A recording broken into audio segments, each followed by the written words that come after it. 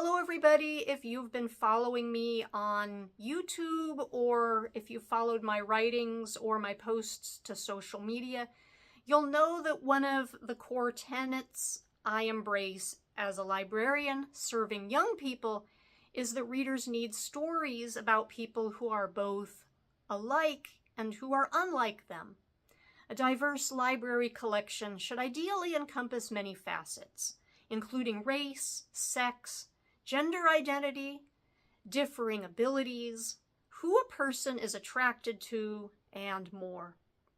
Children's books promote social norms, values, and expectations.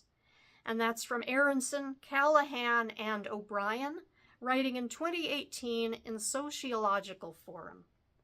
When people from marginalized communities are portrayed as characters in literature, this can contribute to their developing a more positive self-esteem and can help to reinforce that they belong in society. Again, this is from Aronson, Callahan, and O'Brien. So with that in mind, I want to talk about troubling legislation at the federal level, which could directly impact school libraries' ability to stock books featuring characters who are transgender. H.R. 7661, introduced in late February by U.S. Representative Mary E. Miller, would prohibit the use of money from the Elementary and Secondary Education Act of 1965 to provide or promote literature or other materials to children under the age of 18 that includes sexually oriented material.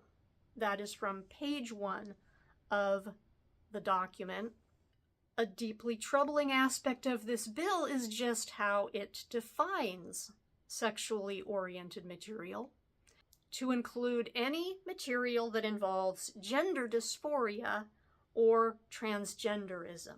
And that is a quote from page 4 of the bill as it was introduced. The bill is, in effect, directly sexualizing transgender identities, ignoring the fact that sexual orientation and gender identity are two very different concepts. Who you feel you are inside has no direct bearing, is not the same as who you are physically or emotionally or romantically attracted to. So to have this bill directly equating transgender identity with sexual explicitness, it just sends one more disturbing, cruel, and hateful message to and about transgender people. That there is something inherently wrong and shameful about you, and you don't belong among the decent people of society, and your stories do not belong on library shelves. In the words of Sam Helmick, our current president of the American Library Association, H.R. 7661 isn't fundamentally about protecting kids. It's about giving politicians broad authority to restrict whose stories are allowed on our shelves. Helmick adds that H.R. 7661 should concern anyone who believes in the freedom to read and the right of families to make decisions for themselves. And so, adding my voice to that of Helmick, I want to plead with our elected officials at the federal level, and really at all levels in our society.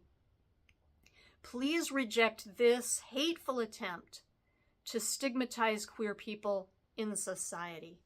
Stop creating convenient targets or enemies to persecute and shun, and instead help to build a positive society that welcomes people with inclusion and compassion.